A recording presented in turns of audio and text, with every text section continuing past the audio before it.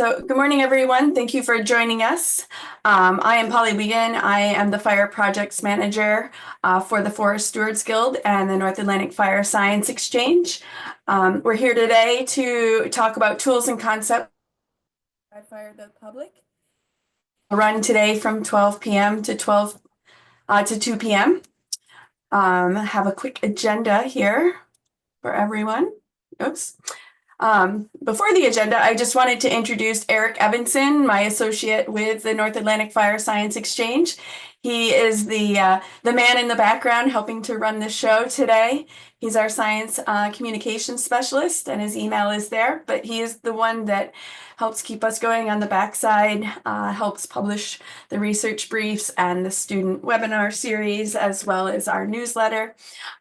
So we wouldn't be able to do this without him, and so I wanted to make sure that he got a little bit of the limelight today.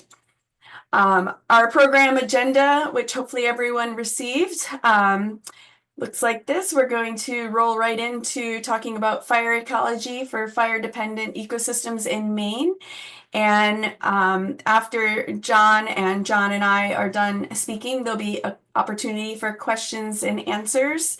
And then we'll roll in at 1 o'clock with Ranger Justin Carney speaking about prescribed fire planning and hazard fuel reduction practices. I will wrap it up with planning resources and reflections.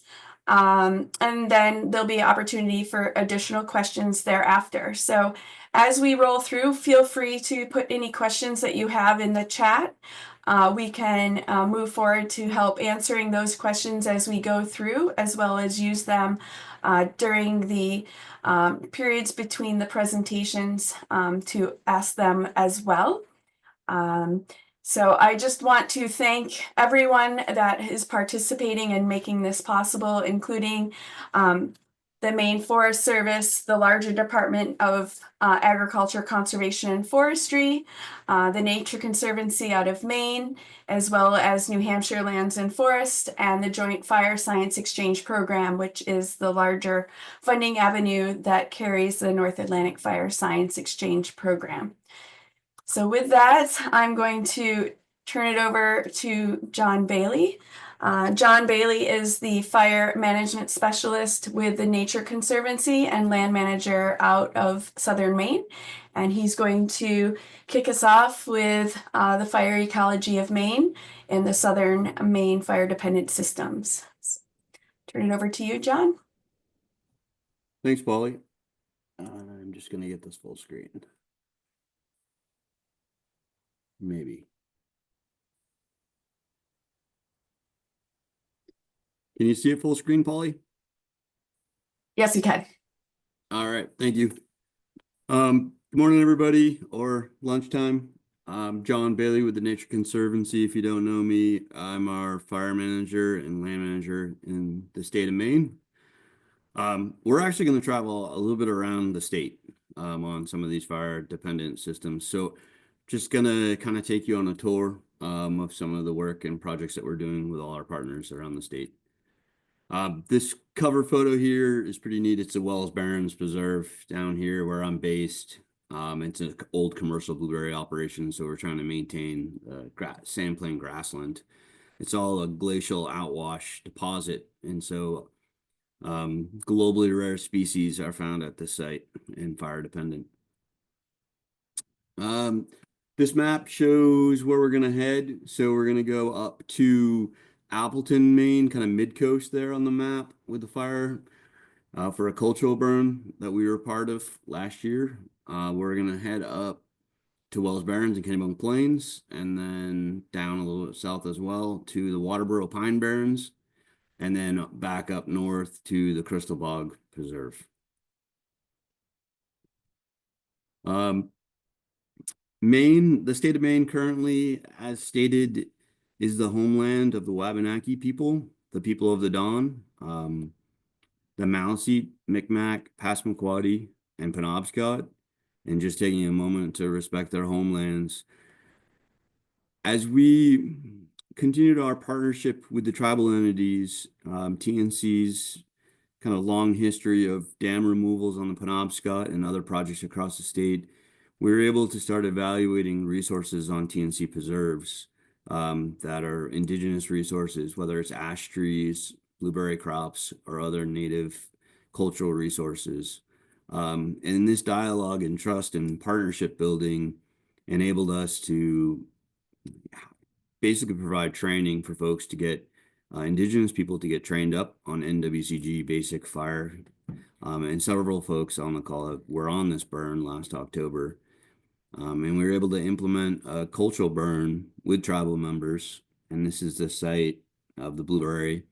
Basically, TNC's interest in the Crystal Bog, Appleton Bog, was the bog area itself and that ecological significance. But we had several additions, which were commercial blueberry operations initially.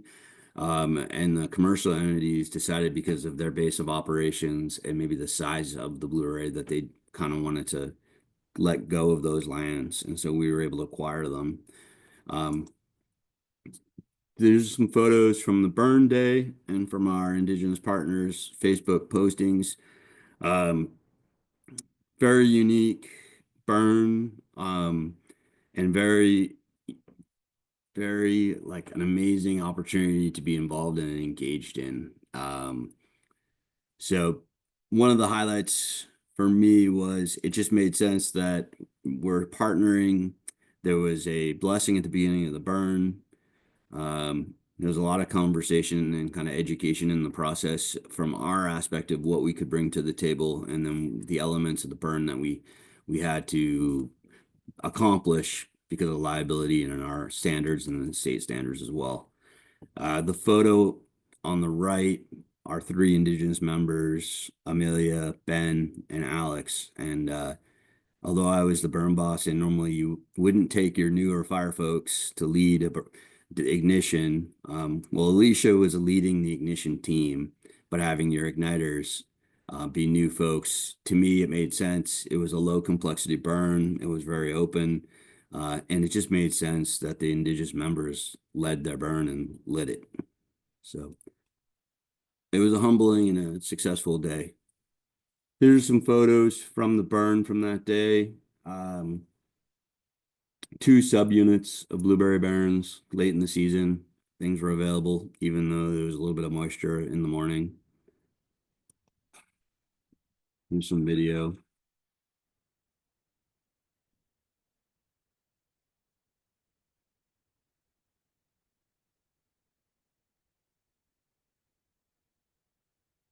So it's just before we were going to close off the unit. All right, we're going to zip down to Wells and Kennebunk Plains. I know a lot of folks have been there already.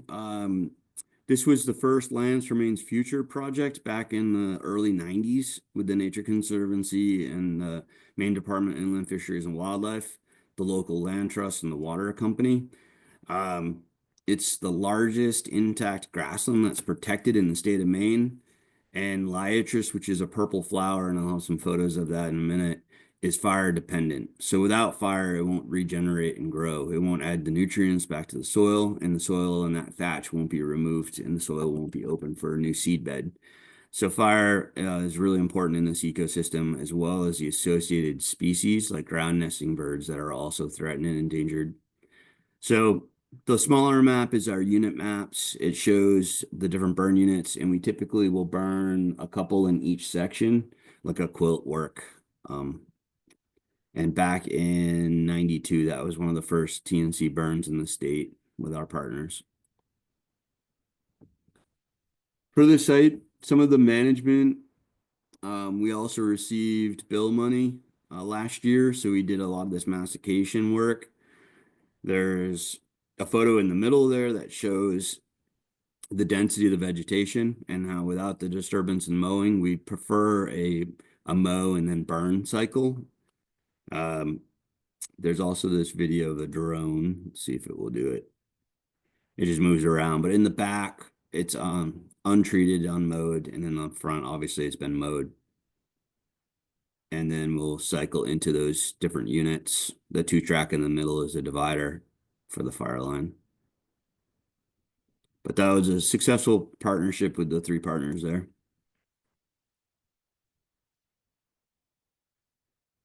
This shows Wells Barrens and similar Kennebunk Plains where we're doing either logging and thinning if there's enough woody vegetation or mowing it. The top photo shows back in the 50s, the commercial blueberry operation. The middle shows the vegetation growth.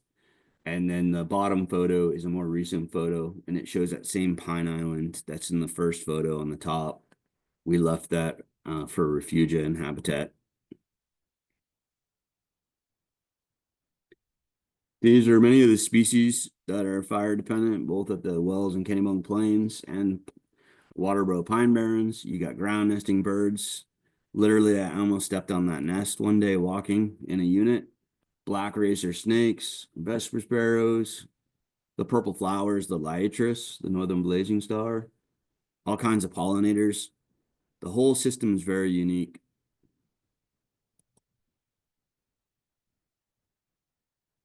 Here's some fire behavior and training for these sites.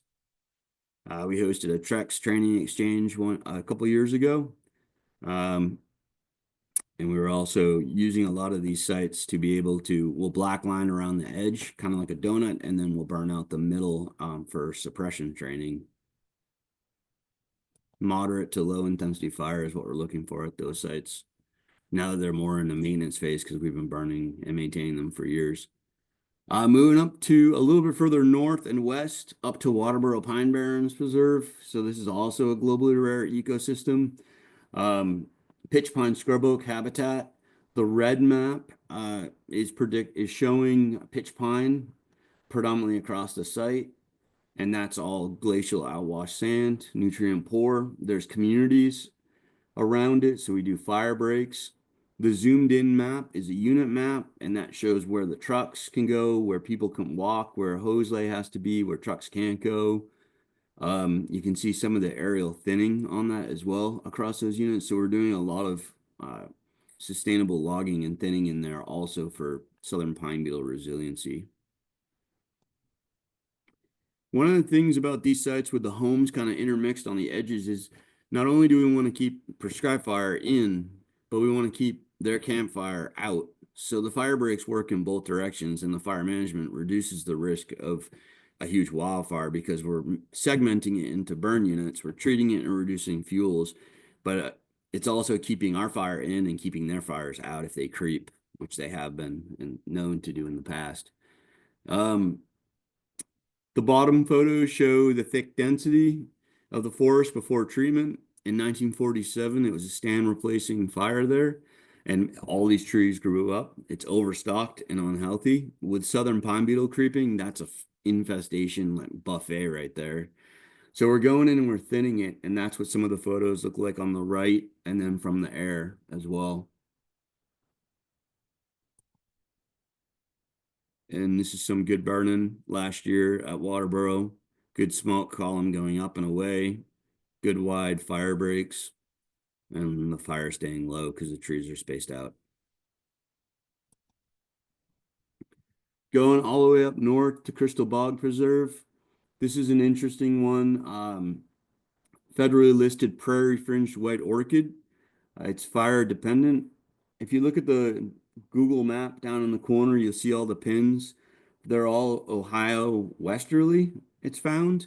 And then there's one pin in northern Maine. And it's kind of an anomaly. It's very strange that it's found up here, especially because it's growing in a bog with sphagnum moss and a lot of wetness.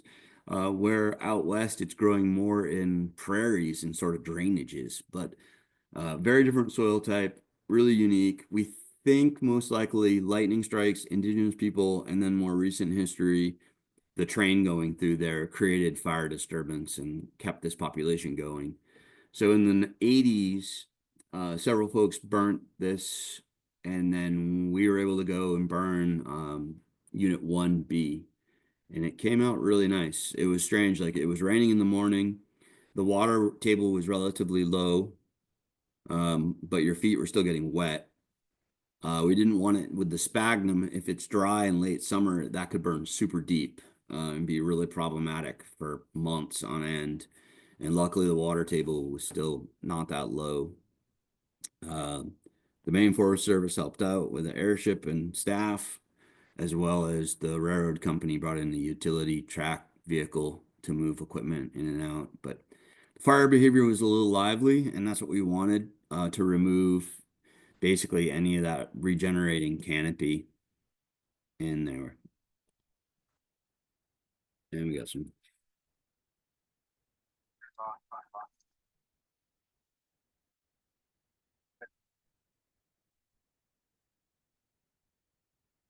So we plumbed the whole thing and it went really well.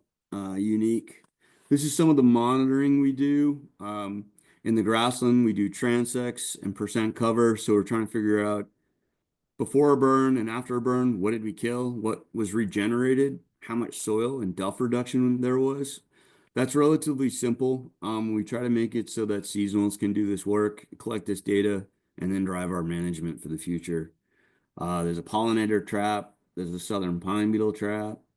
There's a transect and a pitch pine forest as well. A bunch of equipment that we roll with. And then Polly's going to talk about this some more, but I'll just say, without our partners, we don't do this work alone. And so we rely on all our partners, both state and federal and other NGOs, to work together to accomplish this kind of unique work. So we appreciate the help from everybody. And that's the final photo that I got. This is Kennebunk Plains. Just off to the right of the photo, it's cut off, but there's a road right there, Route 99. Smoke management is super key. And it's one of the hardest things to manage is where you want your smoke to go up and away and disperse and not impact any local values at risk. But a great shot. That's what I got. And I will get out of this and I'll hand it over to John Neely once I stop sharing.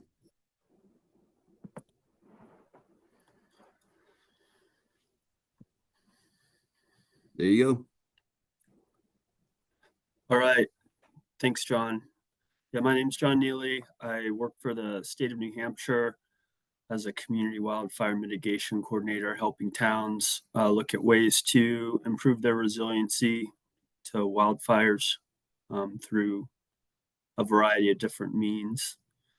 But before that, I worked on the White Mountain National Forest and as a kind of a fuels AFMO. And one of the things that we engaged in on the forest was using prescribed fire to promote northern red oak and other fire adapted species.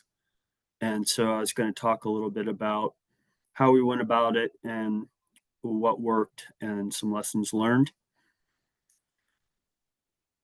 You can go to the next slide. So just real quick for folks that aren't familiar with the White Mountain National Forest, it's about 800,000 acres. It has 47,000 acres in Oxford County, Maine, but most land is in New Hampshire. There are parts of the forest that are managed for timber, about 40%. It's one of the most popular forests in the country. And active harvesting goes on mostly in the winter. We could go to the next slide. So oak is a small but important component, about 8,000 to 9,000 acres of pure oak. And then there's a lot more where oak is a component of the stand. We're seeing very little oak establishment. Most of it is either mature, over mature, or in the seedling class. And what we are trying to do with fire is to get those seedling oaks up competing and into the understory where they can compete with the other species. Mostly red maple and beech are competitors for the oaks, and the red maple and beech grow more vigorously, cast a lot of shade, and will generally suppress the oaks. Fire is a very good tool to use to create the conditions that oaks like. You folks are probably aware of this. Oaks store a lot of energy in their root system. One of their strategies is after a dieback,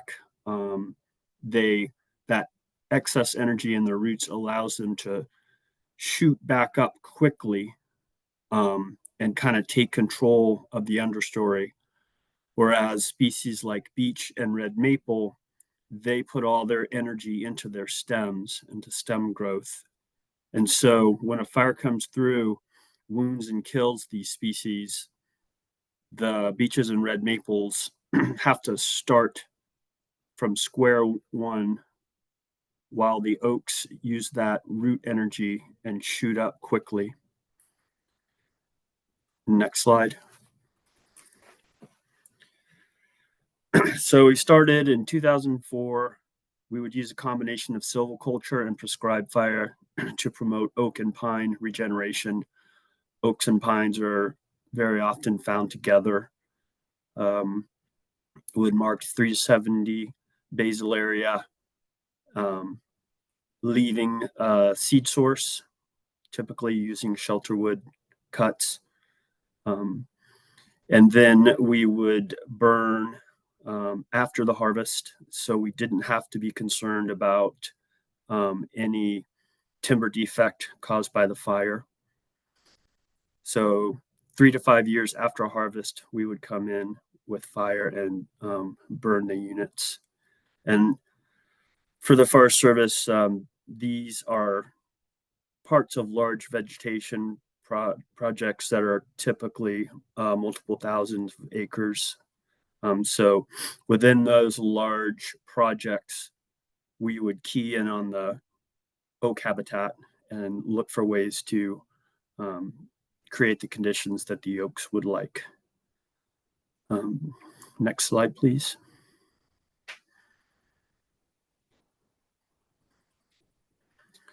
So what we found was oaks do well with fire for some of the reasons that I mentioned.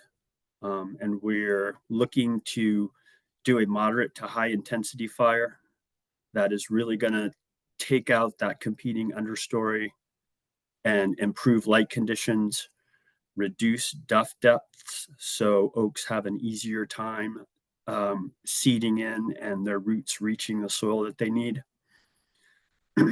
We are setting the stage for oak regeneration, and we found it difficult to wait for bumper crops. Given the conditions, we have very short windows for burning opportunities, and using fire to set that stage, and then monitoring, and if needed, going back with fire again has been effective. Next slide, please. So another thing that we work closely with the timber program and the wildlife program as well. These burns do have multiple benefits. There is a fuels reduction element that occurs. There are a lot of wildlife benefits, particularly in promoting oaks. Oaks are a really good source of mast and food for a wide variety of animals. Just recently, as we're looking and thinking about the beech leaf disease as it starts moving northward, if that starts to really cause a lot of mortality in the beeches, having a good component of oak to provide mast that might be lost from the beeches could be important. And next slide.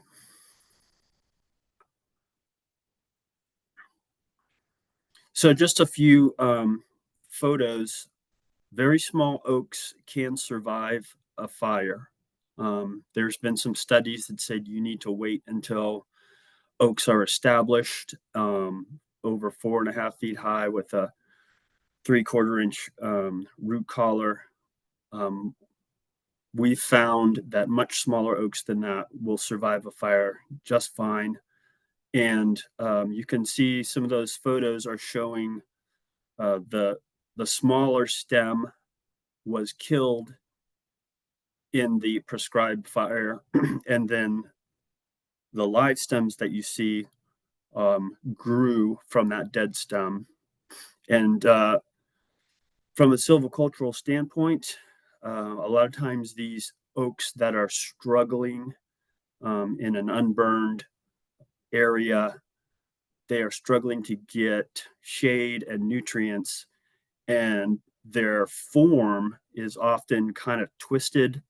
You can see on the upper and lower photos on the left there, the stem that came back after the fire is growing vigorously.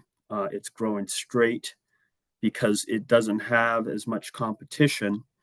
And so from a purely silvicultural standpoint, you're going to be creating oftentimes more straight, good wood product if these are going to be harvested. The lower right photo shows an oak seedling growing up through the dead beech stem that had been suppressing it. So we killed that beech, and the oak was able to get the sunlight and nutrients, and so it's taking off and growing competitive in the understory. Next slide.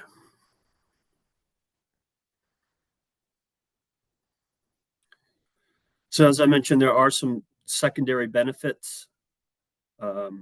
There's a tremendous flush of growth in the herbaceous layer, which we saw a lot of use of species like deer, moose, songbirds, neotropical migrants can nest in these areas, and it does provide really good habitat. We've seen a lot of ferns come up, and originally I was worried that they would cause problems for the oak regen, but you can see in that lower photo, the oaks don't seem to mind that amount of shade, and they grow right up through it. Next slide.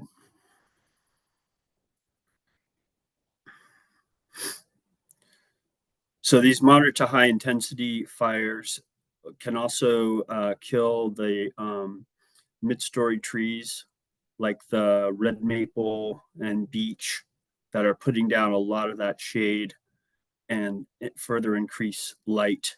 One of the things that we're trying to do, you can see the photo on the right there of that beech stem, all those little blisters and dots that you can see in the bark was caused from the fire. And so what it's doing in effect is girdling the tree, and it introduces disease and fungus, and it's kind of dies a slow death. And oftentimes it's not as reactive as if you just cut the stem and the tree starts to root sucker and put out other ways to survive.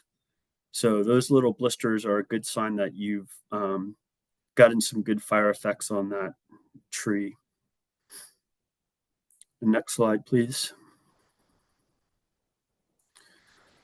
So some of the lessons that we did learn, as I mentioned, oftentimes white pine are a component of these stands, and a lot of these stands have not had fire in them for hundreds of years. And when that happens, a duff layer begins to accumulate. In a more fire-prone system, the duff layer would be kept pretty low due to the low-intensity surface fires. But in these stands, deep duff layers that ignite can kind of cook the roots of white pines. Even though the white pines have really thick bark and are resistant to fire at the bole, the roots can get overheated, and the tree slowly dies. So that was one thing that we did learn and were more careful with. You have a couple, 3 years after the fire where the tree is still doing okay. And so if you didn't get the white pines when you first came through with your harvest, if you want those trees, you should go in fairly quickly after the fire and get them.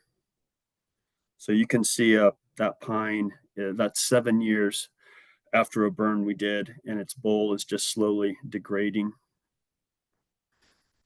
Next slide. So just take a couple looks at what fire does. This was a fire we did in 2009 in an oak stand. You can see a lot of beech and maple, some red spruce in the understory, and just a lot of forest litter. And all that stuff makes it hard for the oaks to really seed in and be competitive, all that shade and those deep duff layers. Next slide. So you can see the photo on the left showing all that understory, all that accumulated duff, and then the same photo taken post-burn sort of shows the softwoods were killed. There's a lot more light coming in on the ground, and a lot of that duff and accumulated material has been taken out, providing a little better scenario for the oaks. Next slide. So once again, this photo is showing the old stem that was existent before we burned, and then we came through, the fire killed that stem, but a new stem grew up from the root system. And so that stem was killed in 2009, and that new stem, that photo was taken a few years afterward in 2011, and you can see a very thick, healthy, vigorously growing oak stem from that came from that tiny little stem. Next slide.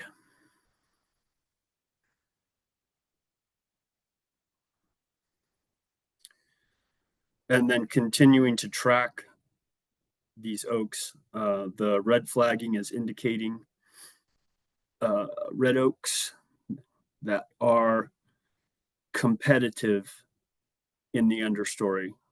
And those would have been very hard for those stems to get that high if we hadn't burned, because you can also see there's paper birch, some striped maple, there's some pin cherry that's starting to come up.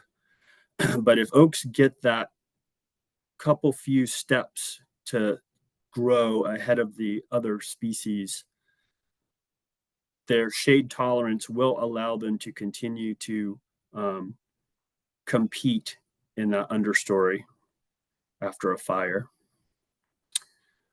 Next slide.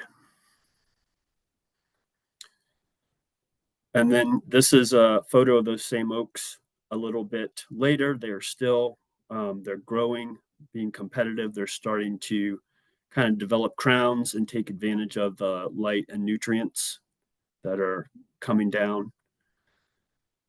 There can be times when you'll need to come back in and look at a stand and evaluate whether the oaks are competing successfully, and you can leave nature to take its course.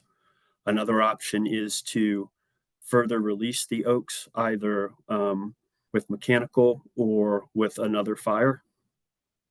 But fire is very effective at setting a stage where oaks that normally would be outcompeted have a chance to become dominant or co-dominant in the stand.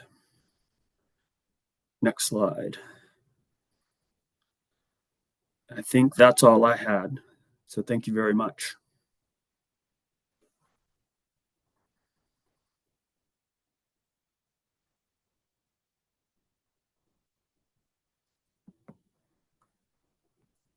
All right, thank you, John. So I'm going to add in with some invasive species information. Just give me 1 second here to load up my presentation. Switching between presentations.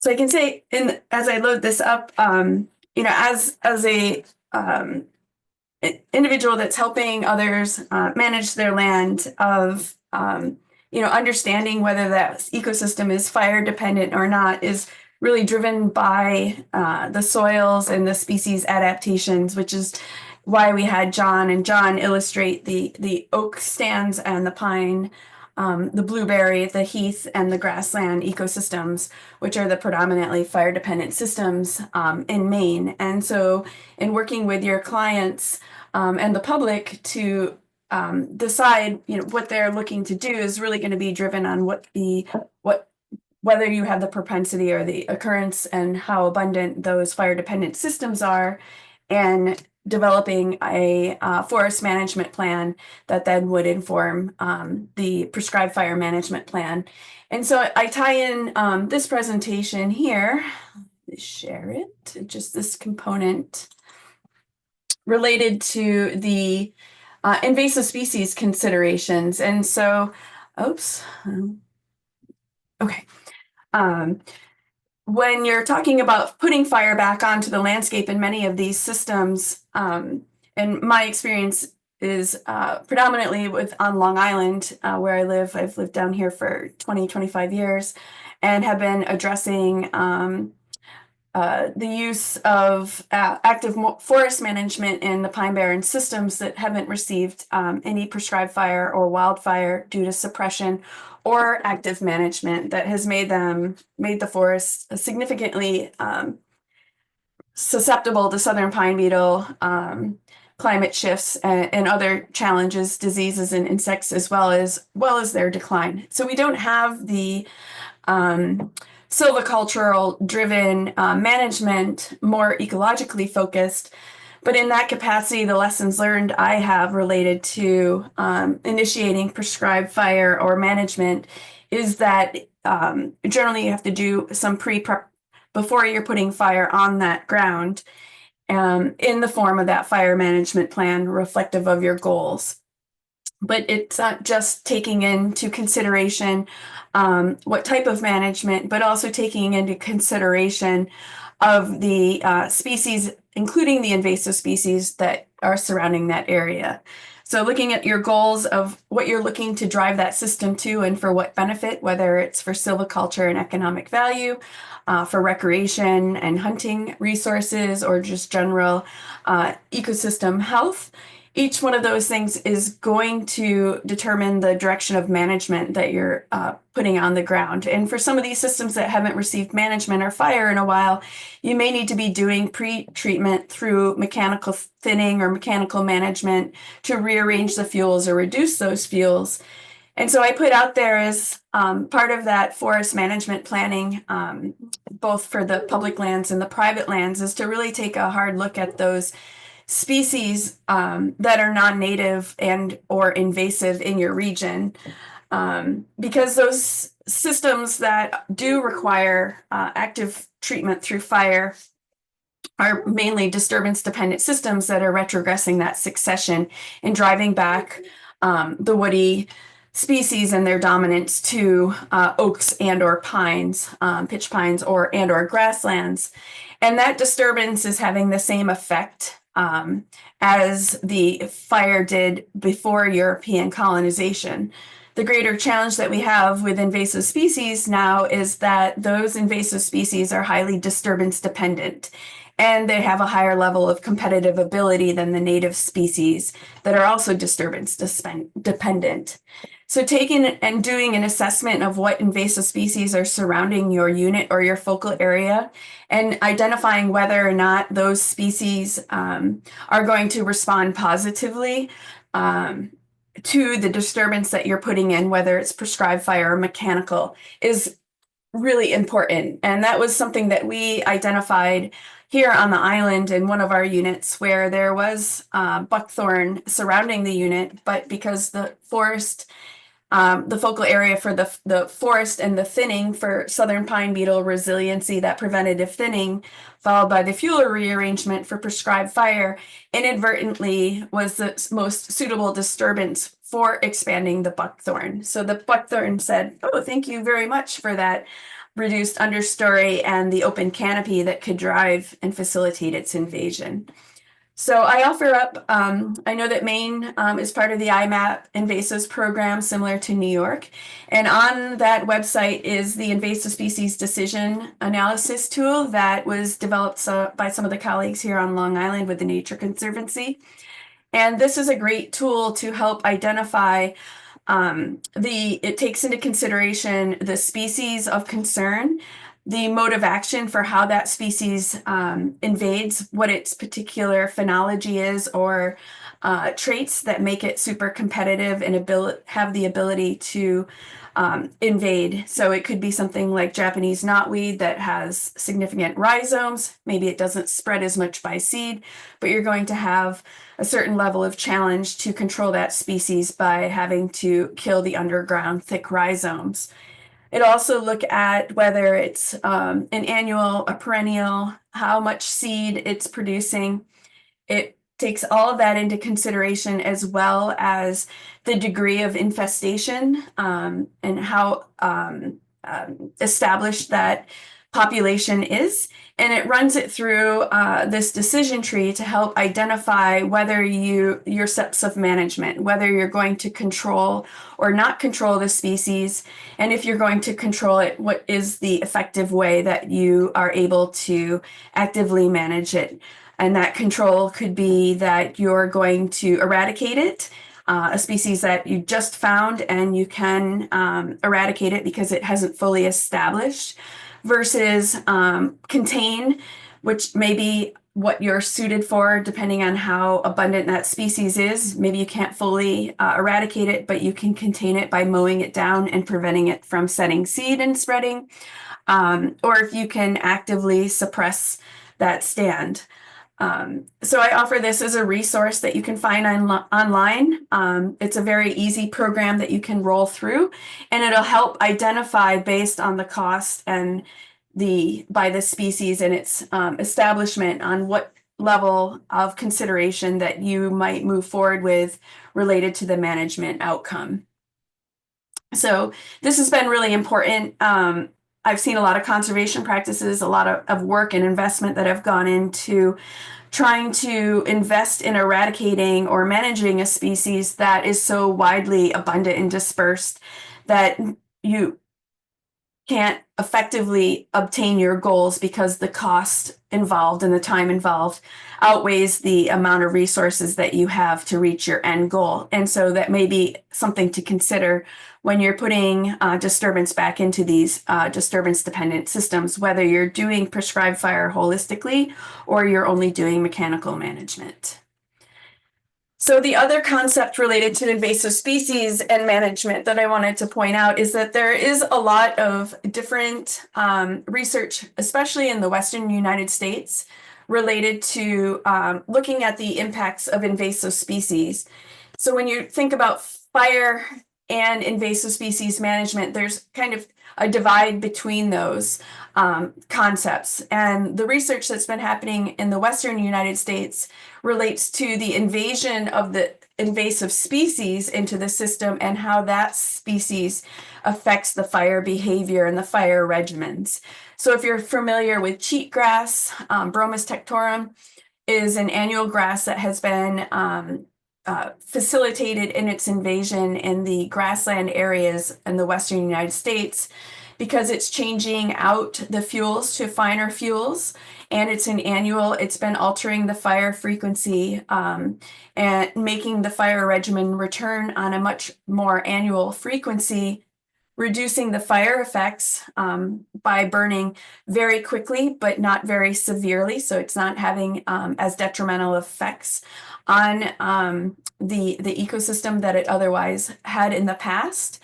And because it's able to grow in such fine fuels that fine fuels in the annual grass is what's altering that fire frequency. So in the East, we haven't had as much research related to how these species may be altering our fire behavior and regimens, but they are areas and aspects that we're looking at when we're writing burn plans and taking into consideration the invasion of those species into these ecosystems. So when we look at species as you're opening the canopy and new species may be coming in that are invasive, you want to be taking into consideration of what those species might be doing to your fire behavior, as far as whether they're serving as ladder fuel to bring the fire up into the canopy, whether they're creating more residence time or accelerating that residence time of having that fire effect. So if you do have those white pines, if it's slowing down the fire and getting the fire into that duff layer, may have a greater impact of reducing some of those native species that you're looking to benefit, or at least not have a negative impact on.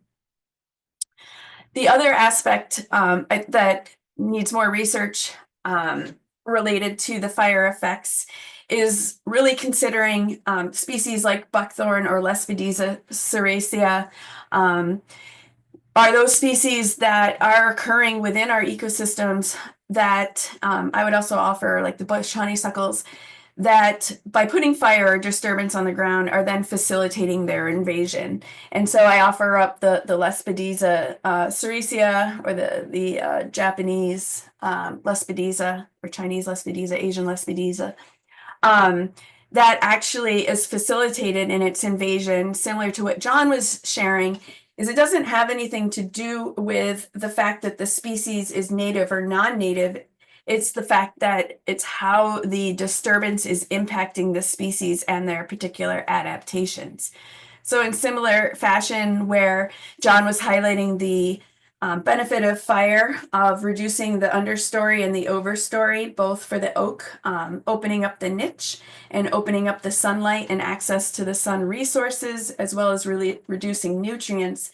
These species that are non-native are actually facilitated even to a greater propensity than our native species, because they have the adaptations to germinate quicker, sequester the nutrients that have been mineralized and been made available, as well as germinate and start to grow earlier in the season. So as we are, I share this information just so that there's an awareness that there is non-native species or invasive species that do particularly benefit from fire, such as the Lespedeza, where others will be impacted by fire, but other species can actually be facilitated. So looking up and understanding what those species are is keenly important to help ensure that you are containing or managing those species in your grasslands or woodlands, so that you're not facilitating species that are already highly competitive into your stands. The negative impact of that is that you may have had a closed canopy, stable native stand, and when you do put the disturbance in there, you may inadvertently actually degrade that system further by driving those invasive species than if you had left the system intact and undisturbed and let it naturally continue to succeed into a beech or hickory forest.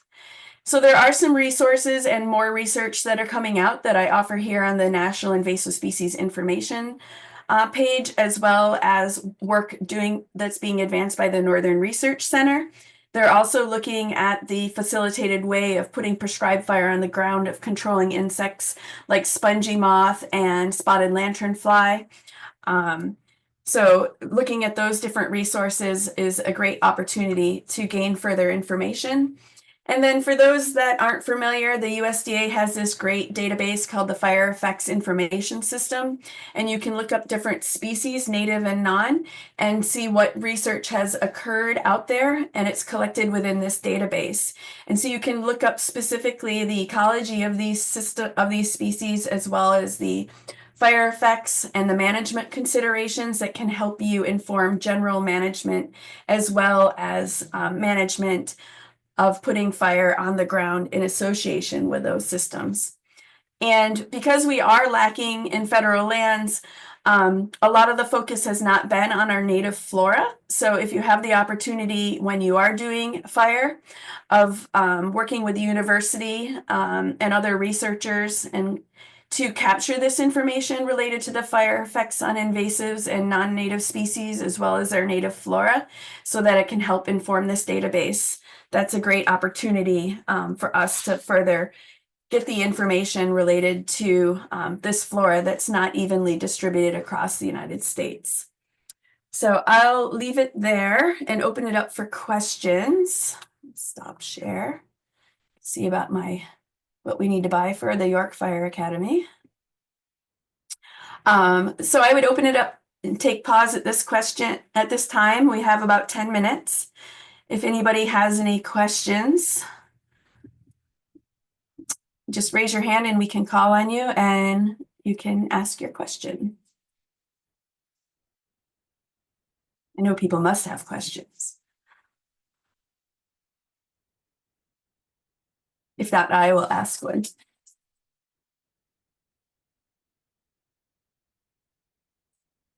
Okay, I'll ask one. So John Neely and John Bailey, can you share with everyone just some of the concepts or ideas of how often or how one would know how frequently to put fire back into an ecosystem once you've done the initial prescribed fire?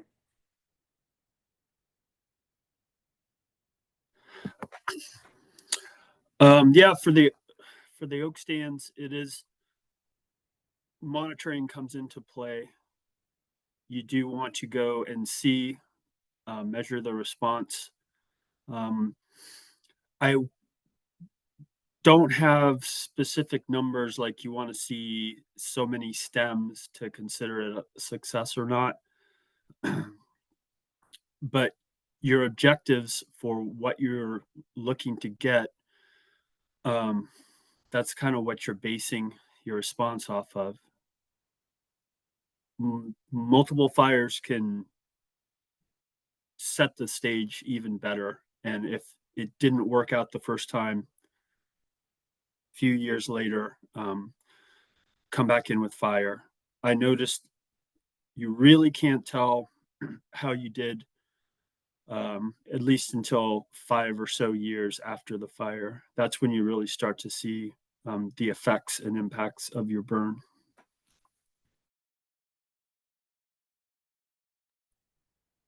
And then I would add, Polly,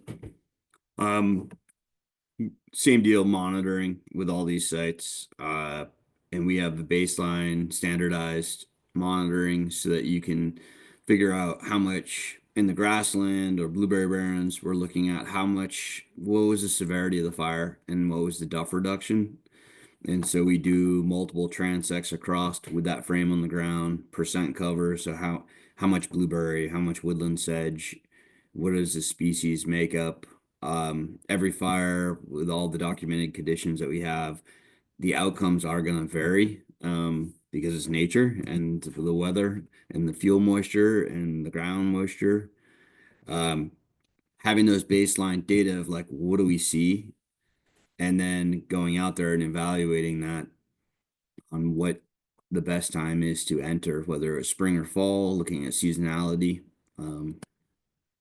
So bouncing those ideas with that data that we see for the next entry. John, if you could share about specific scenarios where you burned. Were you promoting specific species or suppressing particular species? And then if you had particular indicators that triggered you to burn.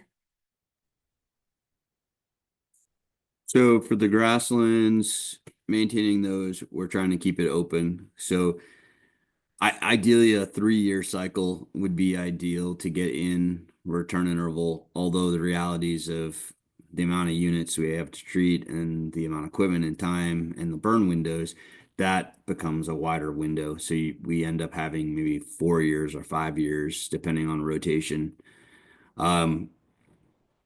Basically, some of it is like walking around these sites and seeing like, what do you see? Do you see pin cherry coming in? Do you see oaks or white pines regenerating in a grassland that you don't want? Um, so when you start seeing those species, that's either we're going to mow them or mow the breaks and then burn the unit. Um, Same deal with the pine barrens where um, we want basically pitch pine and scrub oak, ideally in gray birch. So when we have maples and oaks growing in there, ideally that's because there's a lack of fire, lack of disturbance, so it needs fire. Uh, could you speak a little more about the bog scenario that you had pointed out before? Sure. Crystal bog. It was just really unique. I guess that site, one, it's an anomaly on why that species is there. We can kind of, there's been some research done on it. Um, the soil types are different than out in Ohio, in Western US where it's found.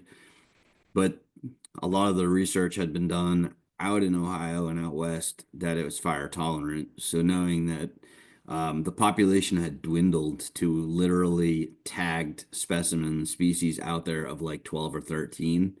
And they came up with protocols on how to pollinate them. So they're using Q-tips to self-pollinate them. And then also collecting seeds to regenerate them. And fire was kind of the next element of like, let's get a natural process in there. There's a rime zone underground. You don't want it to cook that and burn it, but you want to stimulate it with some fire. So it was pretty unique. And then we were trying to find the perfect weather window of when the forest still had snow, but the open heathland was available and the water was low enough. We waited and waited. We never had that window that we were looking for. And when we burned it in the spring, the forest was not leafed out yet, but it was not available because it was pretty damp. But the top of the sphagnum of the heath was available, and that carried the fire. It was ironic to be like everybody had wet feet, but there was some good fire behavior in those cedar trees, and that's ideally what we wanted. I guess in the next couple years, the monitoring will tell us. Ideally, right now, last year, 1 year post fire, there were several more stems found of that species, but we need a little bit more time to see kind of the consistency. And There I was a lot. There was a lot of pressure to like not like the last thing I want to do as a burn boss is go in and like completely nuke this endangered species. So in the back of my head, I was like trying to make sure that all our botanists and biologists and U.S. Fish and Wildlife Service staff, like they knew what we were getting into. And ideally, we can try to make this the best result we can, but we are burning in nature with all these variables. So there was some added stress on hopefully having good results. Part of it, though, too, is if you're losing a species and it's dwindling to a handful, I'm a firm believer in making sure that we do action, but wise and sort of calculated action. Otherwise, you're just going to lose it anyways. So and I would share that, you know, not burning or not taking action is a management decision.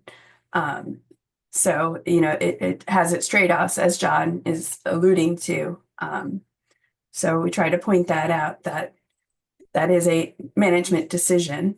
So I had some questions further I was going to throw out about wildlife, but I'm going to put those on hold for at the 1:30 slot. So I will turn it over to Justin at this point for him to share about how to make sure you're safely and legally putting fire on the ground in the state of Maine. So Justin is a forest ranger, which many of you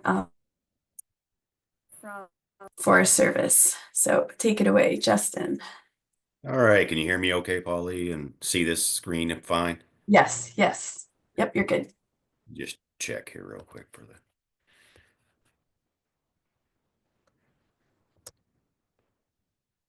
All right, just making sure that all works. So, I can't see myself, so I'm assuming that you guys can see me. But I'm Justin Carney. I've been with the Forest Service for about 25 years. Um, Prescribed fire has always been a portion of what we do, but obviously enforcement and management of fire suppression really is our primary mission.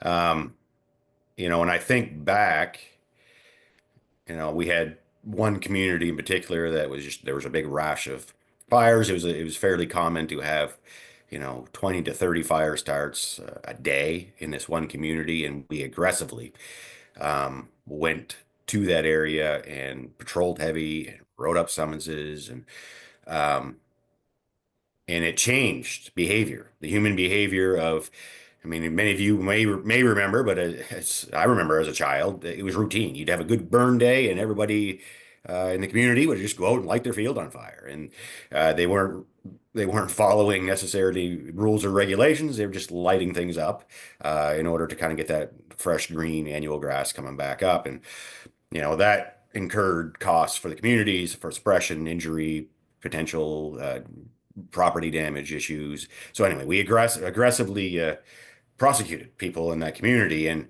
it stopped basically the burning, the cultural part of that community that I can think of, that I changed it to stop burning. And I think the big over story why I share this is because as a culture of humans, the United States, uh, we've thought fire is bad, and we've suppressed it and we put it out, and because of that, we've changed ecosystems. Um, so I preface my conversation how I've evolved as an individual and learned through the years of the importance of fire on our landscape.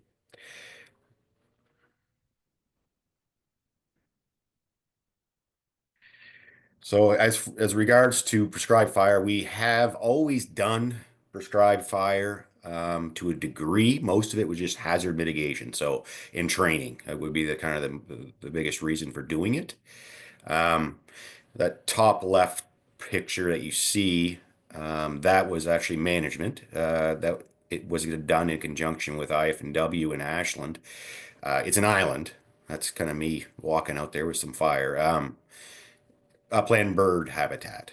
So this island, obviously, you can't get mechanized equipment in there for mowing and so forth. So it has to be burned. And the way to manage that, obviously, was with the prescribed fire.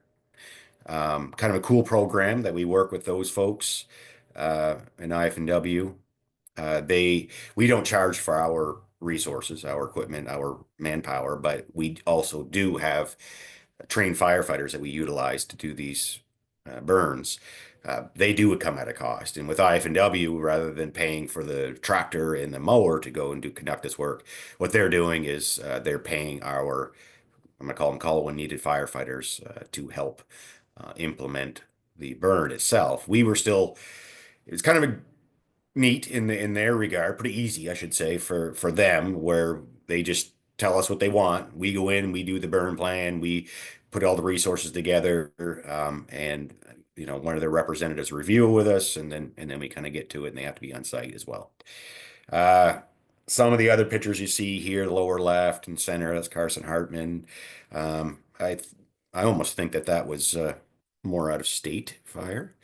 Um, and I think I can't. Oh, yes, I guess that's me too. I don't really know where that is, but anyway.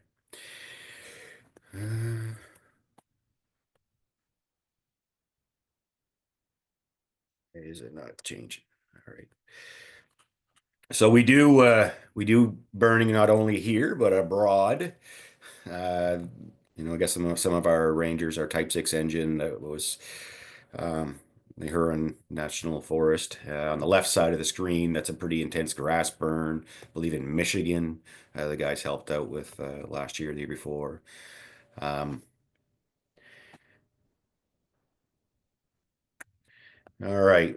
Right here, this was something we did in Nashville Plantation. So this is in northern Maine. That's where I'm kind of situated. You'll have rangers throughout the state.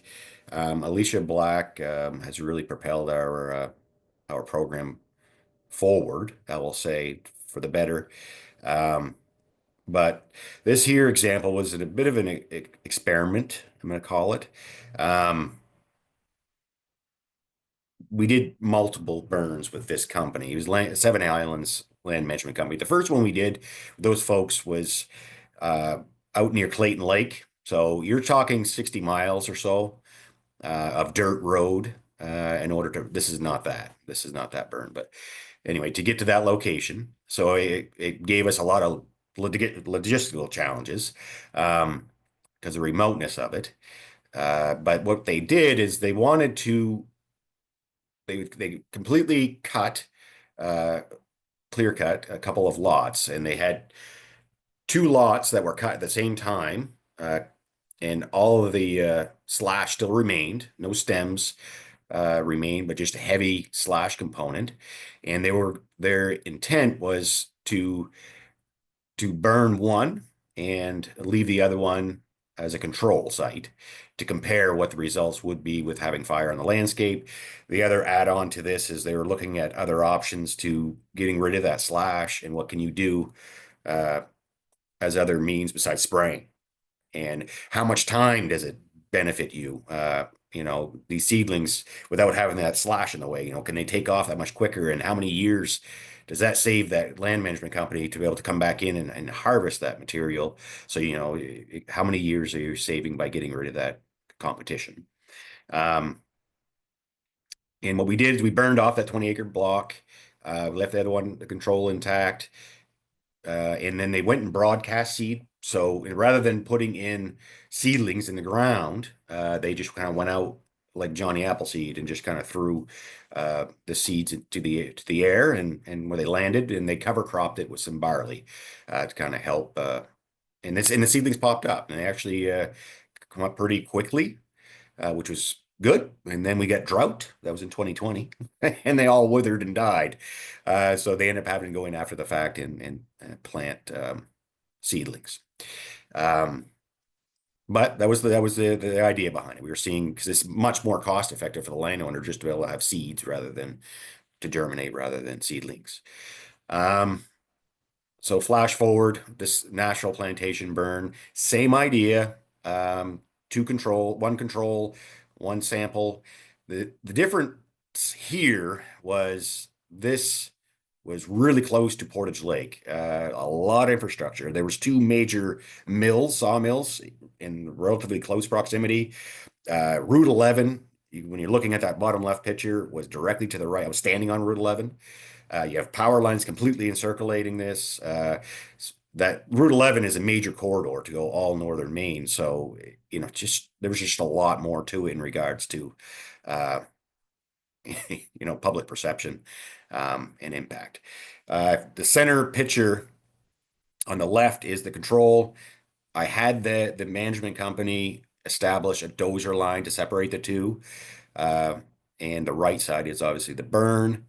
And if you look again to the bottom right corner, you see some seedlings. So that's what it looked like a couple years after. You get these seedlings that responded pretty well. I did not in this picture show you what happened on the left side, but right now it is very thick, very dense, averaging probably 10 foot popple, red maple. This is what the burned area looked like. I could not even find any seedlings on the control side. I think they're just really stifled. And it's a little bit of snow cover didn't help that matter. But on the right, you can see that the seedlings are responding well. They're probably about on average 18 inches tall. And if you are in that area, there is a kiosk that's set up, and it's just to basically bring people up to speed as to what we did there. Now, this project in particular was in collaboration with Seven Islands, Maine Forest Service, and University of Maine. What they're doing, and I don't know completely where they're at with it, but they went in prior to the burn and they took a series of samples right from the soils all the way up to the vegetation on top of the ground. They looked at everything from earthworm counts to soil composition and so on. And the intent is to follow this stand for the next, I don't know how many decades, and just see what the difference is of how fire affects a landscape in the ground, in order to kind of open up ideas on management tools.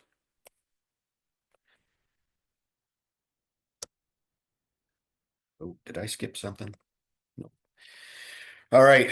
When it comes to you folks deciding to burn, there's a few things. You can go online. There's a burn permit process that we have online that allows you to obtain an online burn permit. It's going to have certain criteria that are going to limit when and how you can get a permit. Permits are absolutely free online now. That wasn't always the case. They are always free in person, but online there used to be a fee, but that has been mitigated. So you can get a permit online, but there are some limitations. We're uh, we're not gonna we don't want you to do a burn larger than 10 acres in size. That's going to be the big takeaway. And for us, so you know, anything that we're doing or involved in, it's over an acre, we're going to put a burn plan together. Um, and so anything over 10 acres, you can do, but we want you to review that plan with us. We want you to review that plan with the local fire department or the town warden, whoever is responsible in that area prior to doing it. Just checking my notes here real quick. All right, think we're good there. Some of our tools, you get some pictures here. We got our Huey up top with a Bambi bucket. That's kind of been our workhorse of the Forest Service for many years. 240-gallon water capability on the bottom of that. Those are getting dated, so we have transitioned to having a 407 fleet. That 407 doesn't have the same lift capacity as the old, Vietnam era Hueys. I mean, those are literally 1960s era aircraft, so they are getting dated. So we have updated to our 407s. Like I said, they're quicker, they're more nimble, but they don't have the same capacity to haul water. That's a Hemet that you see there, about 2,500 gallons of water. So that's a fuel vehicle from the military that we've converted to water capability. Bottom left corner, you got Type 6 engine and a couple of folks working. Those engines are predominantly we use for mobilizations throughout the country. In fact, we got a couple of those out right now. Not so much Type 6, but we have Type 4s. And pumps and if you ever have the opportunity to come to our facilities, we can show you a lot of our gear. Now, all this stuff is available to you. Um, but not you as a private landowner burning, but if we're going to be involved with it, obviously we're going to help facilitate that. Or if the fire were to get away, obviously these are the type of equipment that you'll see come. Primarily on prescribed fires, what we will come with is usually a water, an engine with water carrying capability, or maybe a few pumps if there's a pond nearby. We'll use hose lays, but your UTVs are very common. Some of the ignition devices that we're typically using are going to be primarily anyway the drip torch. If you guys are familiar with that, but that's basically what to expect. Some of the training that so when we do these prescribed fire burns, we really will do it in conjunction a lot of times with the fire departments, and we'll use it as a mechanism to get them up to speed as to what tools and techniques that we use are. We will give these people at a minimum the Maine basic wildland firefighter class, which is a 1-day class, and that really talks specifically about the tools and techniques and fire behavior in Maine. That does not qualify you for going on national parks or national incidents, but that gives you certainly the free rein to fight fire with us in state and be more aware of what to do. Beyond that, we do offer the 130, 190, and that's a red carded, so nationally recognized NWCG class. You can fight fire nationally. It's a higher level. You're looking at 30 hours or so of training involved there. And when you take the PAC test and adequately pass that, you can mobilize with us either on engines or on crews for out of state duty. And for those people annually, they're required to take a refresher training, and we also teach that on an annual basis. All right, so depending on the burn that we're doing is going to kind of vary on what qualifications we want. If it's really complex, I'm really going to push to have higher qualified people. If it's just a simple, 5-acre grass burn, then local fire resources probably would be fine. I said it earlier, if we are doing, if we have a fire or we respond to a fire, like the monument up north here, if we were to respond to that, we have to have, well, we're going to get red carded individuals as soon as possible. For an initial attack, we can use some people that aren't quite meeting that level of training, but we will attempt to do that as quickly as possible to keep in compliance with their rules.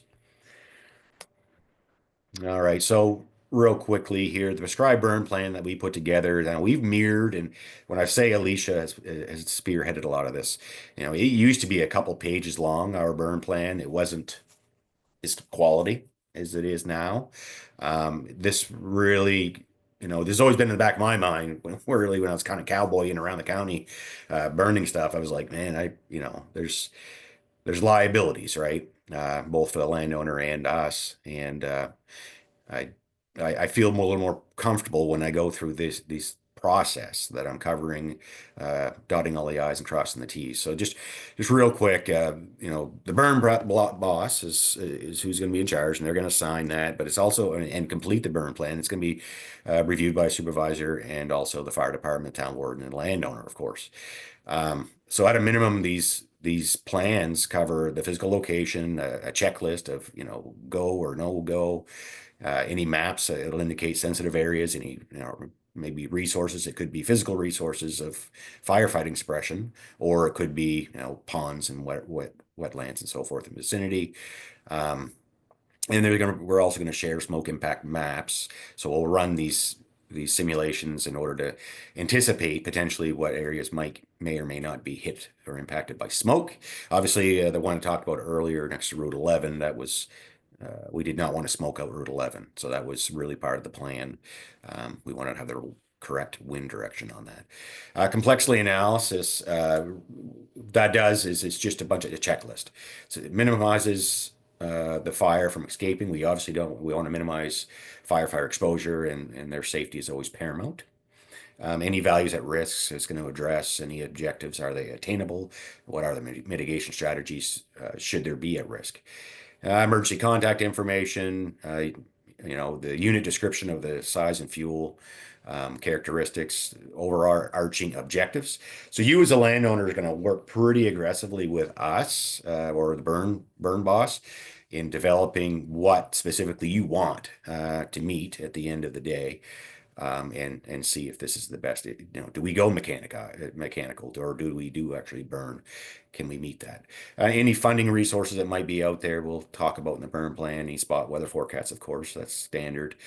Time of season that we'll need in order to meet those objectives, and any pre-burn considerations. So, like we did in Nashville, I had them put in that Dozier line beforehand. That's a pre-burn consideration. Signage, I had DOT with those big, highway signs, let the public know several days before the burn even took place that we would be doing that, and they remained there until well and after the fire was done. Resources, communication, safety, those are all standard operating procedures that we would utilize. We will do a test fire before we actually do the full-blown burn. We may communicate in our burn plan specific ignition or holding techniques, any contingencies we might have. In the event it does escape and there's a wildfire, what's the process of how we are going to declare this to be a wildfire, and of course smoke management, how we're going to deal with that. We have briefing checklists that we go through, make sure the burn boss is doing that, and memorandum of understanding and final signature. So we, by policy, have developed an MOU that we will, work with you as a landowner. Basically, to summarize it, it's, we're both agreeing, and we both agree and understand what the reason for the prescribed burn is and how we are going to do it. It's very specific as to time and date and location. That we have addressed any smoke impact concerns, and those have been addressed in the plan. And we also let you know that, hey, it is nature and things do change and weather does have an impact. And just so you know, we can't necessarily flip the switch off should things, um, you know, impact an area with smoke, let's say. We will obviously cease ignitions and we will start suppression, but there is going to be that lag time. So that it covers, the agreement covers that.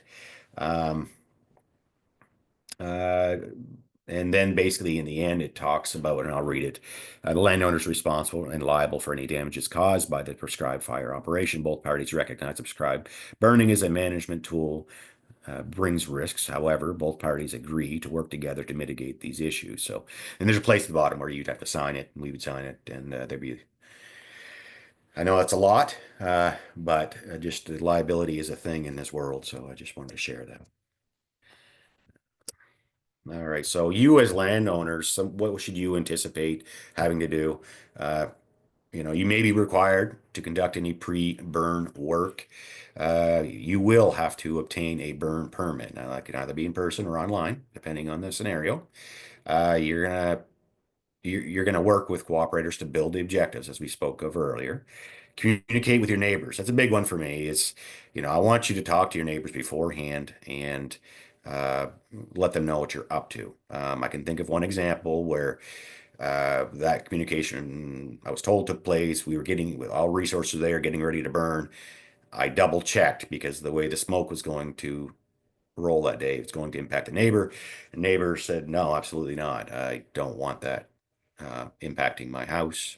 My wife has COPD. And so anyway, the burn was scratched. It would not happen. So that's important. So before we start moving too many resources, that we have those conversations. Um, Review and understand the MOU, like we talked about, and provide logistical support. You may provide logistical support in resources that's approved by the burn boss. And I think of that more as this scenario with Seven Islands. We certainly had their bulldozers on standby should we need them. And once we're done our burn, especially in grass fields, but sometimes in slash and whatnot, there'll be holdover. Some of that stuff will still be smoldering and smoking, and we may decide that we'll pull our resources because we're paying for them, or we may need them elsewhere. Um, but we hand it over to you as the permit holder, but you need to keep that at 10, of course, and let us know if anything were to rekindle.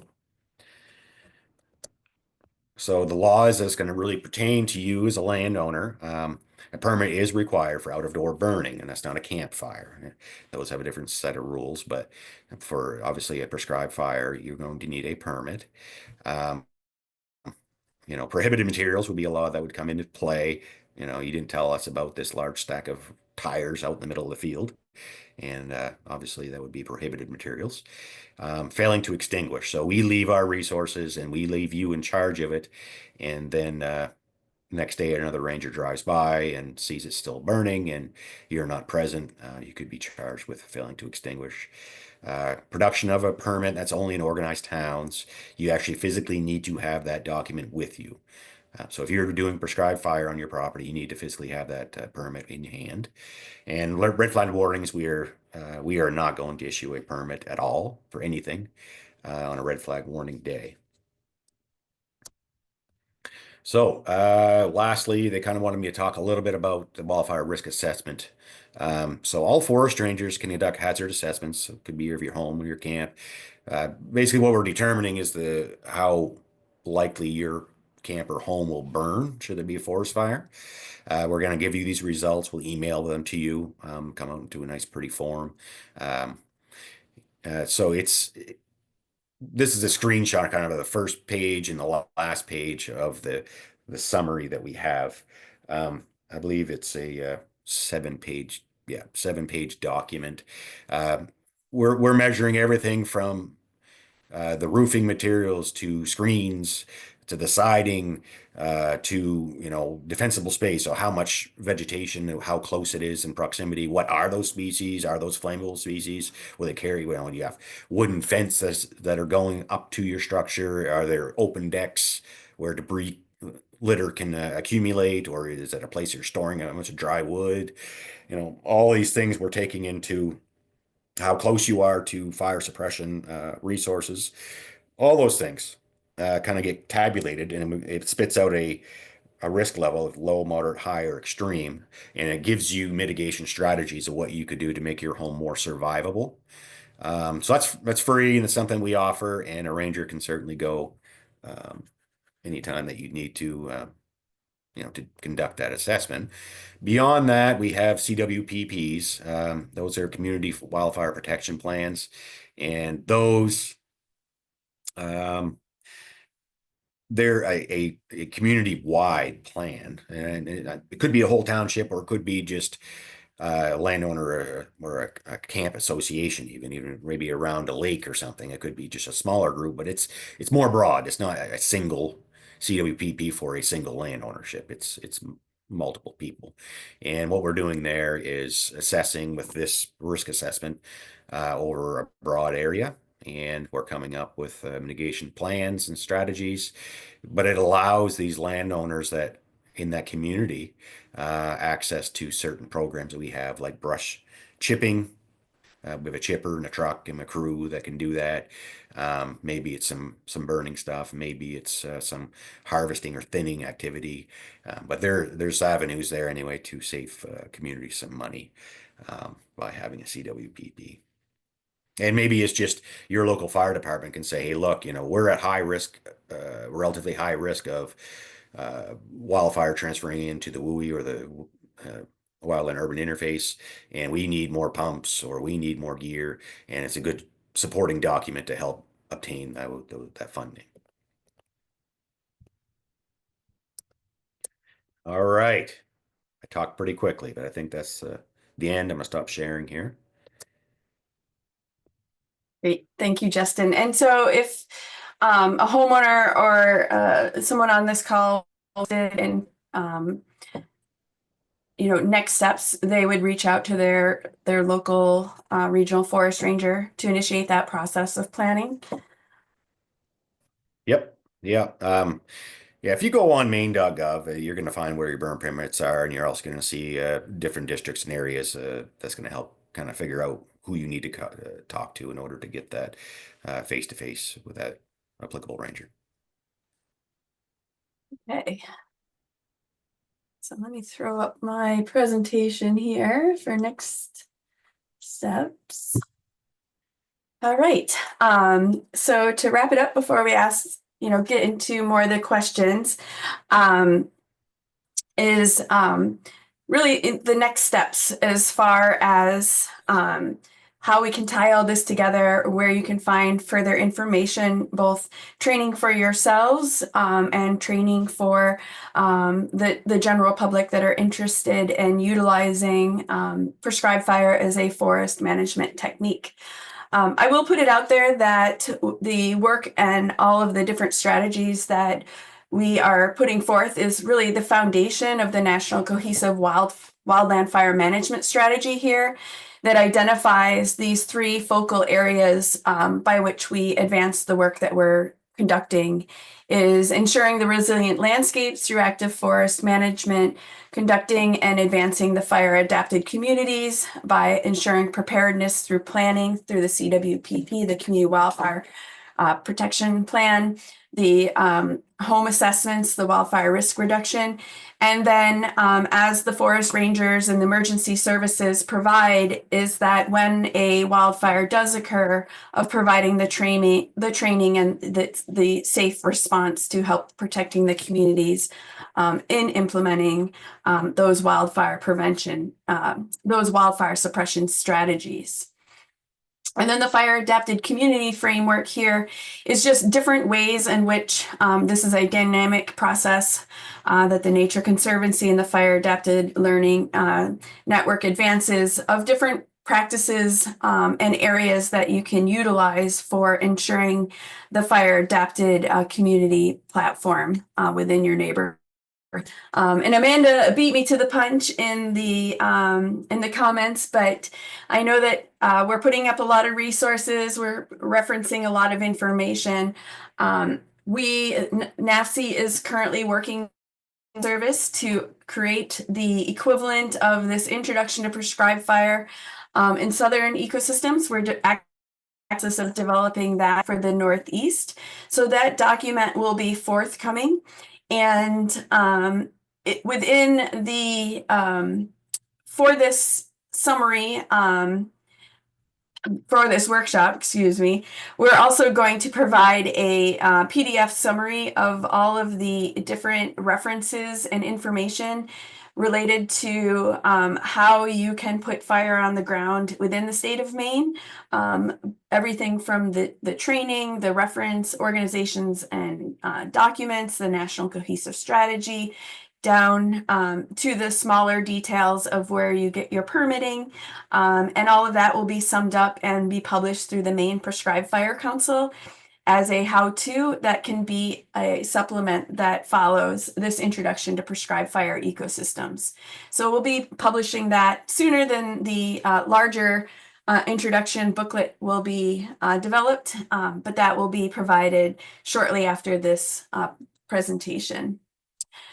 So the resources that are out there for you to continue to build your knowledge and capacity related to prescribed fire, whether it's training to put fire on the ground physically or building your capacity and knowledge related to the techniques and science, is really driven through the Wildland Fire Leadership Council that carries the National Cohesive Strategy. It's broken up into 3 different regions, and our region is the Northeast region. There's a resource available for the Northeast Regional Strategy Committee if you go to this website.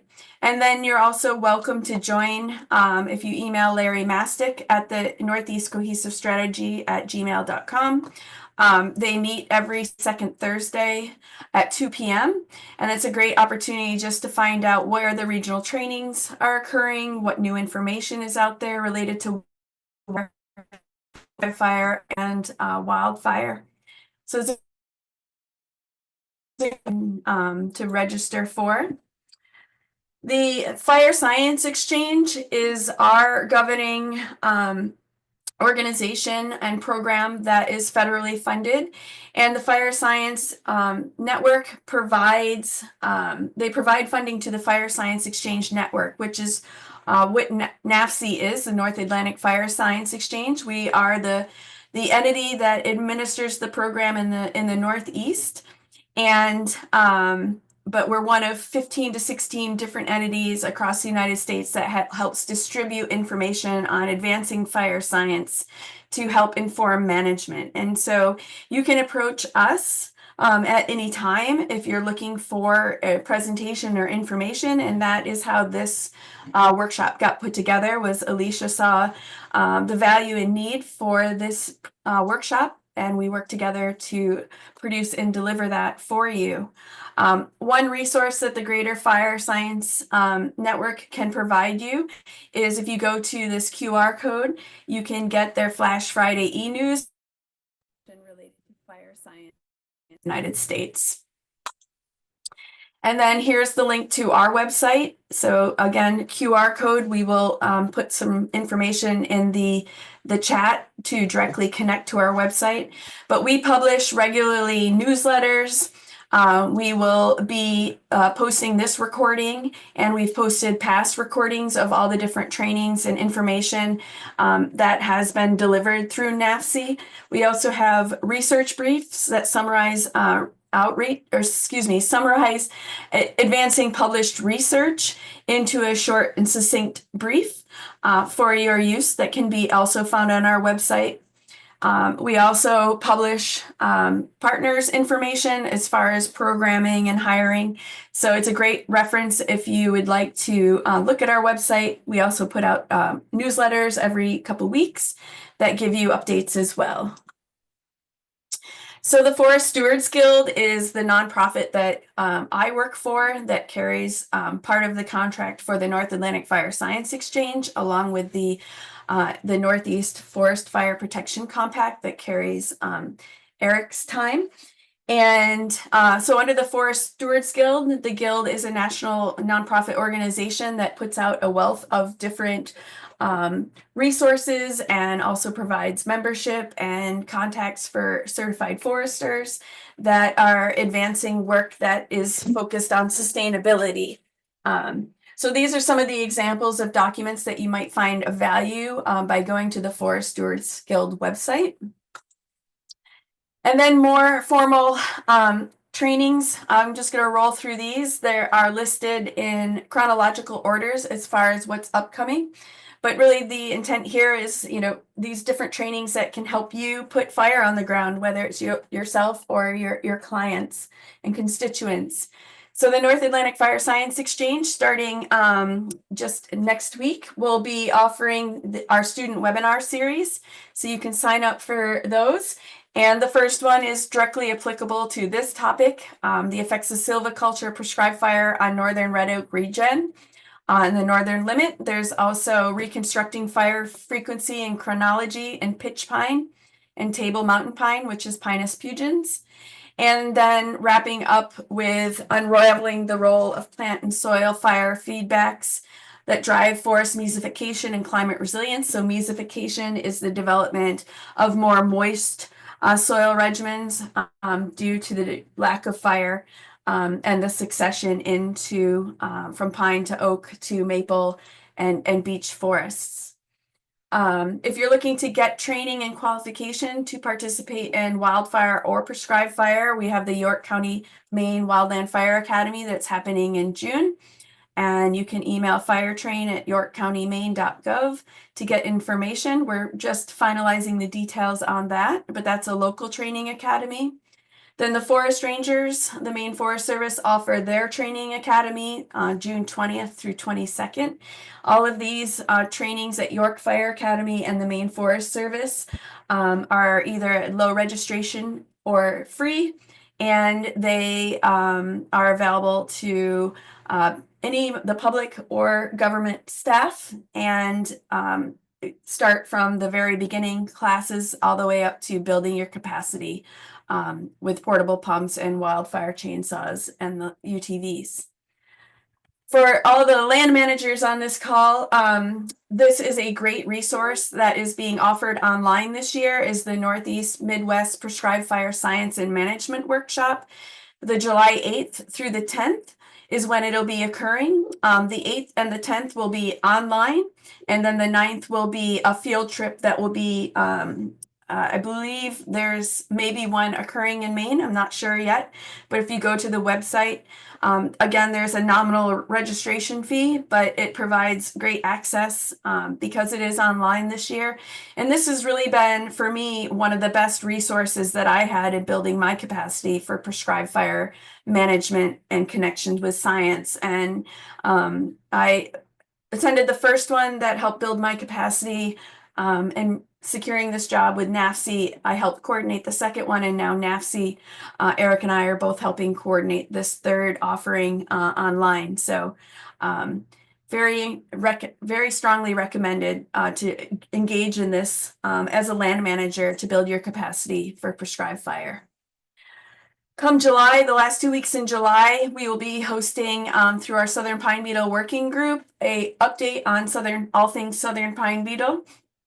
So that will be at the end of July. And then September will be the main prescribed fire treks for individuals that are already qualified through 130, 190 on up to build their training capacity and qualifications for prescribed fire and wildland fire.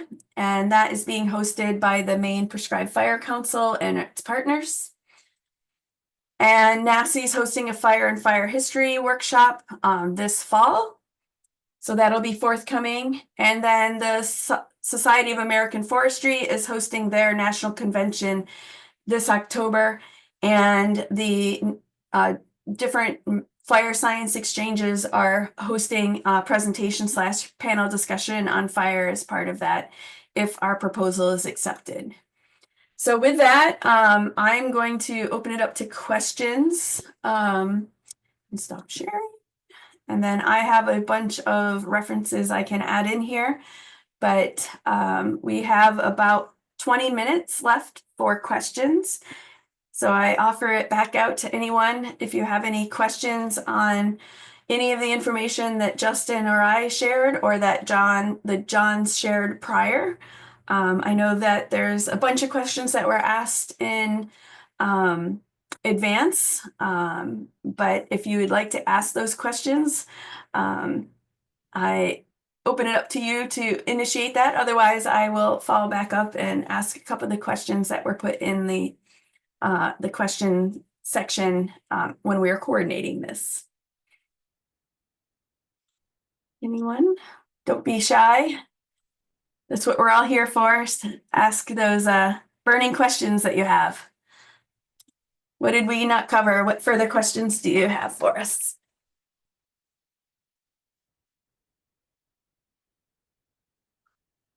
I know we're not that good. We answered them all.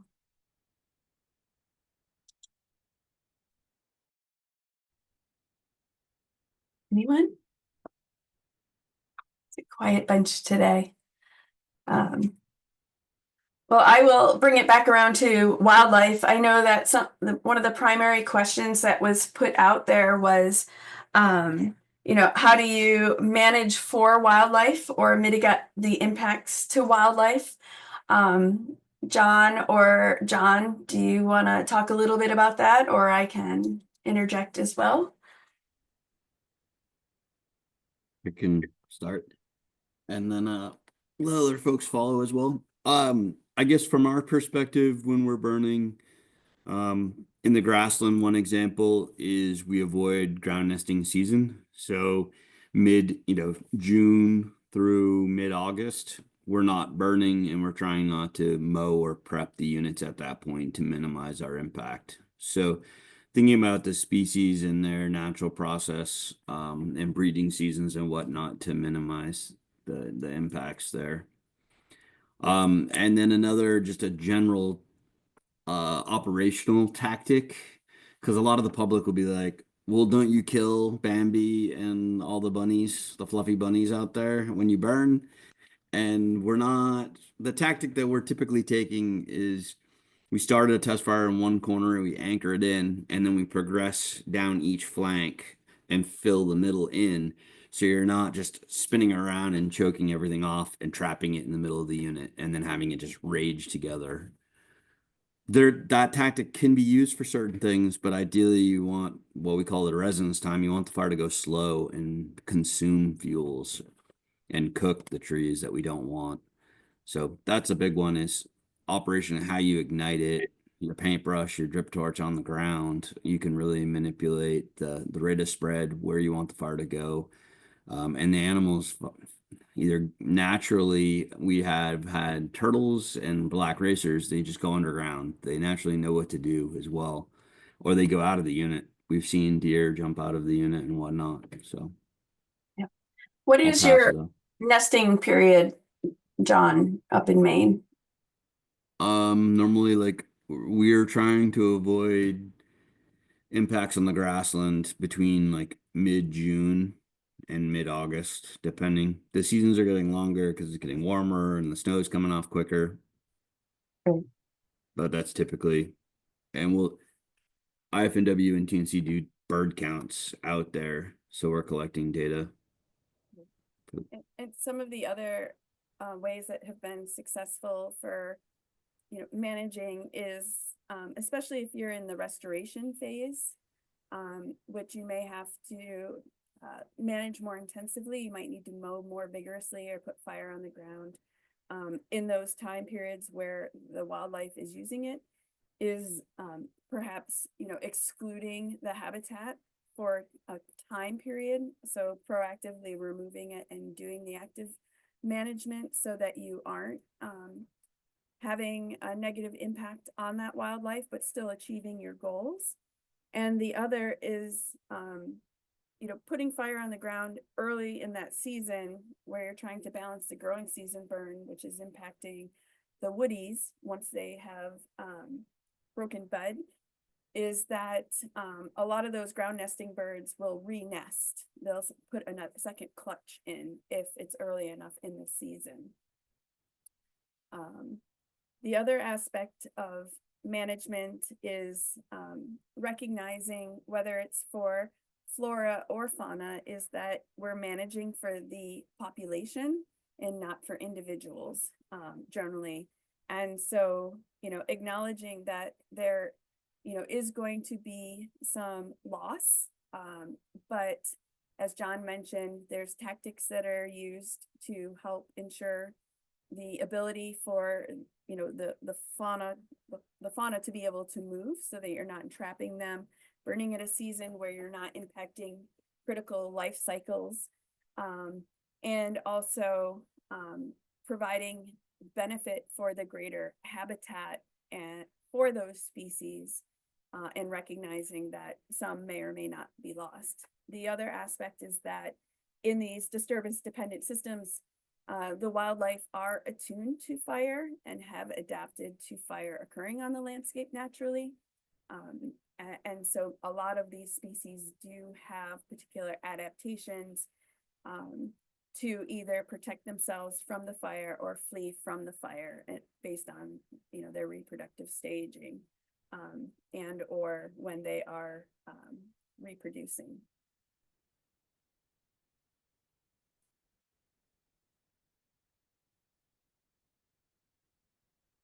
No one has any questions?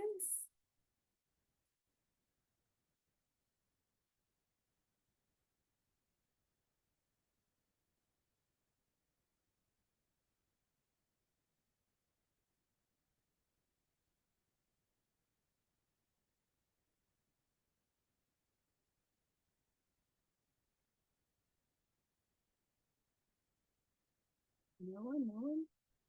One of the questions, maybe I see Kent, you're on, if you're able to respond. As far as up-to-date infographics, does the state of Maine have up-to-date infographics that can be used by other agencies within the state related to messaging for prescribed fire-wise, mitigation, planning? Putting you on the spot, Kent. Might not be available.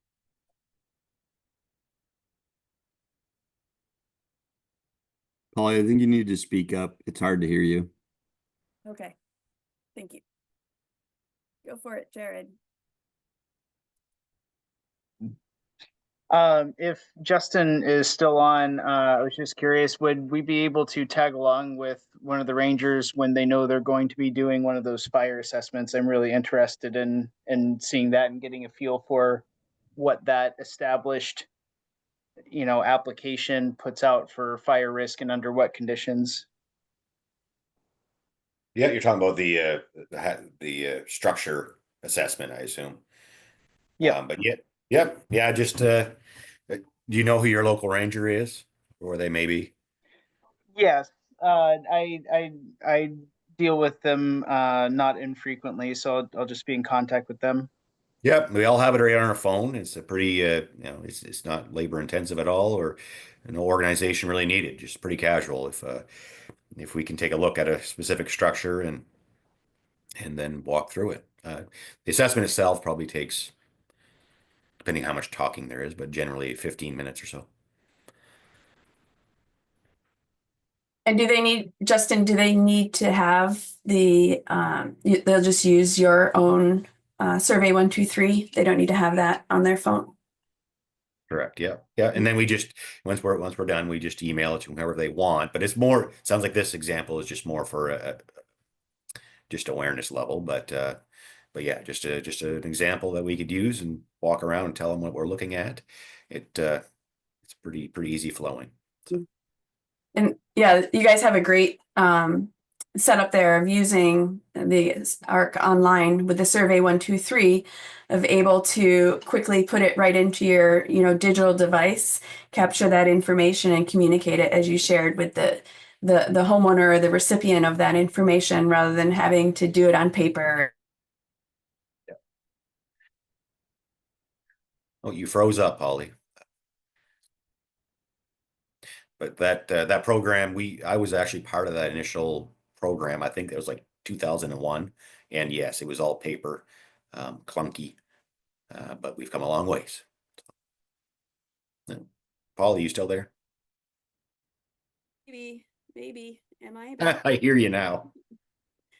It can't be a webinar or a workshop without having some tech issue. Yeah, right. But thanks for the question.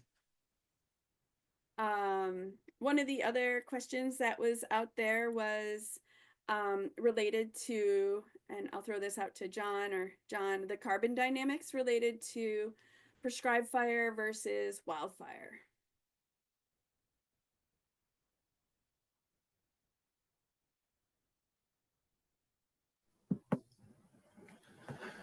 Yeah, I saw that there was a link provided in the chat that kind of does address some of the carbon dynamics. You know, one thing to think about, particularly from like the hazardous fuel, as well as restoring fire dependent ecosystems. A wildfire is burning kind of unchecked, and it is putting out a lot more smoke, a lot more particulate matter, and a lot more of that than a prescribed fire will, a controlled burn.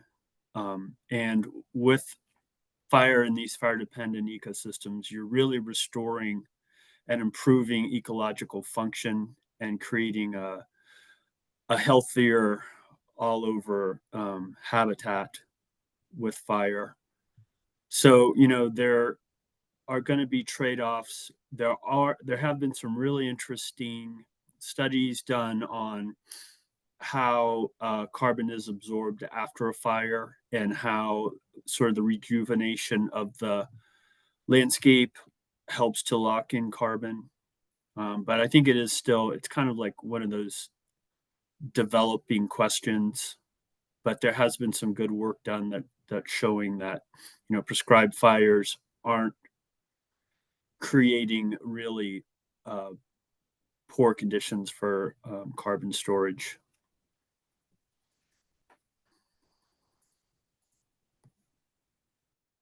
John Bailey, do you have anything to add to that? I second John 1. Perfect. Yes, and there is a link to a research brief on carbon dynamics in pitch pine oaks. So take a look at that. And we will provide some links to infographics and available resources as well in the one pager, that the PDF that's forthcoming for your use. And Ken had to tap out, but he did provide an important reminder, as you know, working with a PIO, a press person that's able to advance and help support communicating with the press before a prescribed fire and after.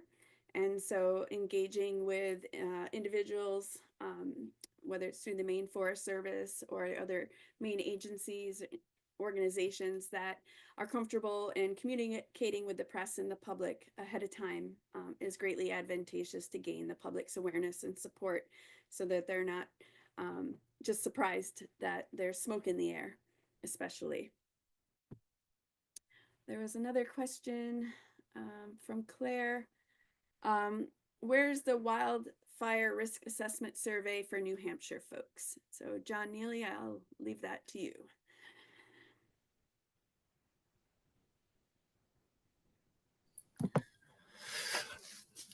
Yeah, so there's a website, the Midwest Northeast Fire Risk and wildfirerisk.org, that you can access, and there are some good downloadable assessments that you can take and use if you wanted to do assessments in your neighborhood. When I work with a town or a neighborhood, I will use a tool that interagency fuels decision support system to show what fuel types are in the community. I can bring up a fire history that shows where fires have occurred in the community. And we can do fire probability runs that will sort of uncover areas where flame lengths and rates of spread might be more difficult for fire suppression. And then kind of using those markers, we talk about ways that the different tactics we can use to reduce the impacts of a wildfire in a town or a community. And that is often hand in hand with creating a community wildfire protection plan that gets it all down on paper in a document. And those documents can be used then to apply for federal funds. Those are having a community wildfire protection plan is a important first step to being very competitive for federal funds to then pay for the mitigation that you need to do in the community.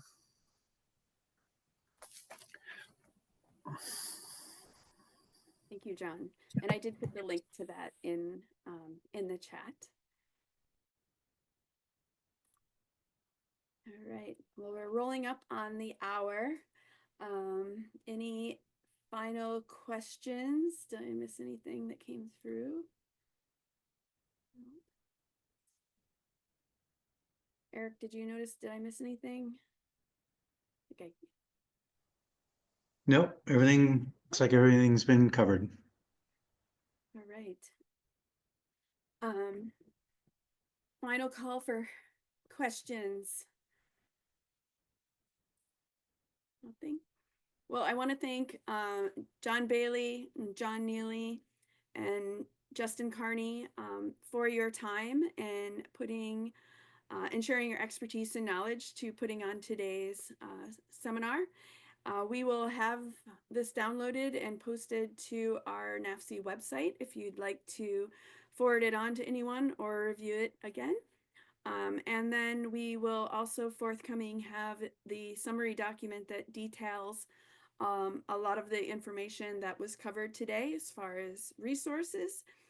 And as we tap out for today, there will be a little questionnaire that pops up, which this is our first offering of this program. And so we really look forward to improving it in our next offering. And in order for us to do that, we really look forward to your feedback, your thoughts on what you really enjoyed. Did we provide all the information that you're looking for? What information did we miss? How can we strengthen this in the future? And appreciate your time of taking 5 minutes to fill out that survey, and also appreciate everyone joining in. I think we had at least 35 people attending, which I think is a great response to something that we were able to coordinate in a very short time period. So I thank everyone for their time, expertise, and for making this so successful. And keep an eye out on our newsletter for our future forthcoming programs that we'll be offering through NAFSE. Thank you all.